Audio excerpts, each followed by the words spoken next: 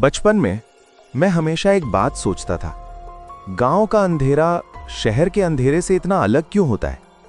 शहर में अंधेरा बस अंधेरा होता है, लेकिन गांव का अंधेरा ऐसा लगता है जैसे कोई आपको देख रहा हो, चुपचाप पर लगातार, जैसे कोई परछाई आपके पीछे पीछे चल रही हो।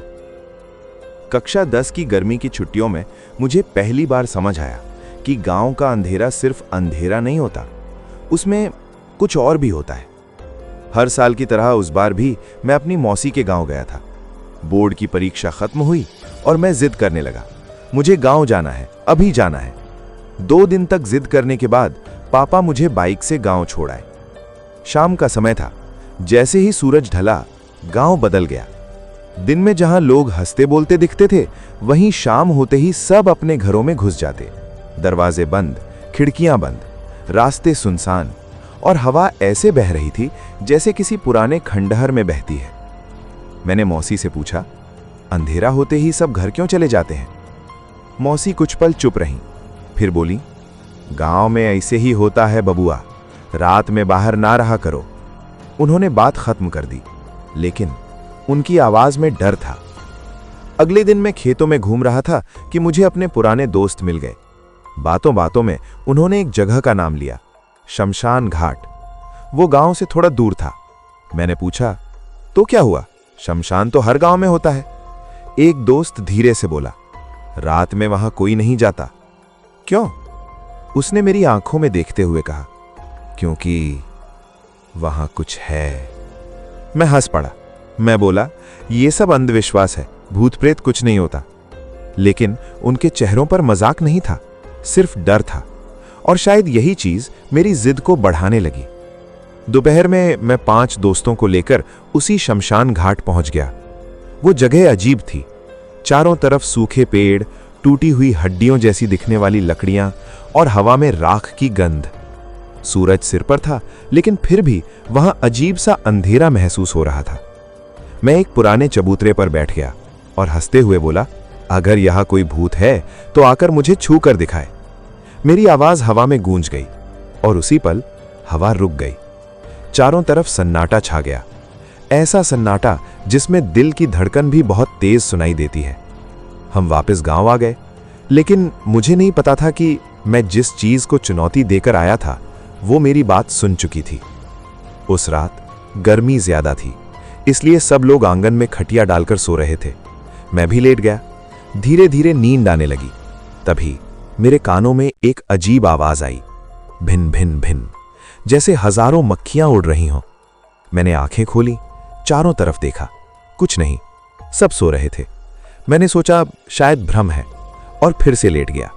लेकिन तभी मेरी खटिया पैरों की तरफ से धीरे धीरे उठने लगी। मेरा दिल जोर जोर से धड़कने लगा।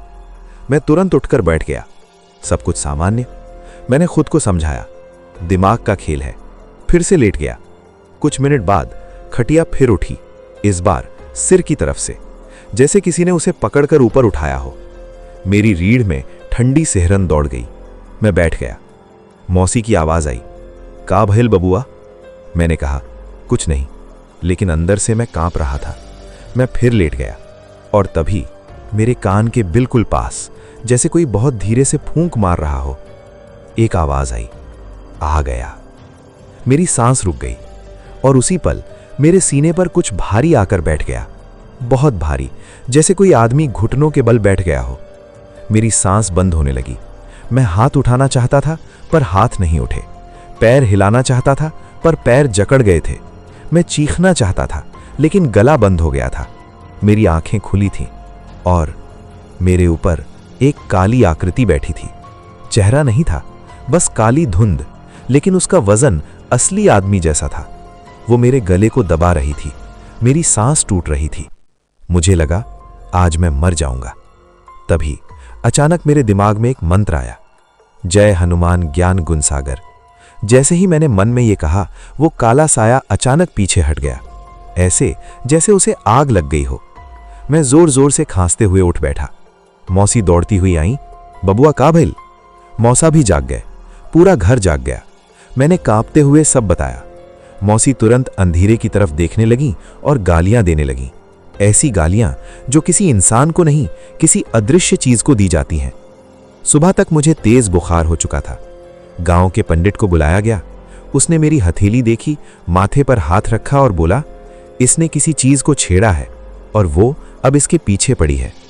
उसने अपने झोले से एक तावीज निकाला और बोला, इसे कभी उतारना मत, और अगर हो सके तो इस गांव से चले जाओ। मैं उसी दिन गांव छोड़कर घर आ गया और उस दिन के बाद मैं कभी उस गांव वापस नहीं गया। लेकिन आज भी जब कभी रात बहुत ज्यादा शांत होती है तो मुझे कभी कभी लगता है जैसे कोई बहुत धीरे से मेरे कान के पास आकर फुसफुसाता है, आ गया।